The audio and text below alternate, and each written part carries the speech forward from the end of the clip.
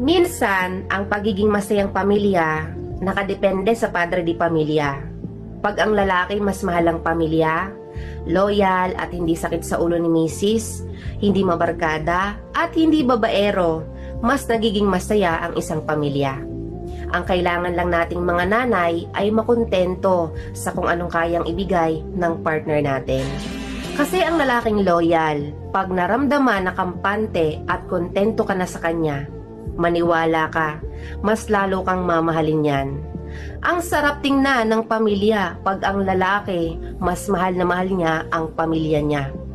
Ang sarap sa pakiramdam na merong lalaking marespeto sa babae. Sa totoo lang, yung kaya kang tratuhin na parang reyna ng tahanan nyo. Kung ikaw, meron kang mister na alam mong mas mahal kayo at kayo lang ang priority, alagaan at pahalagahan mo siya. Dahil kahit sabihin mong malawak ang mundo, bihira ka nang makakahanap ng lalaking katulad niyan. Pili lang yung mga tulad nila. Kaya kung ako sa'yo, ikip mo na yan.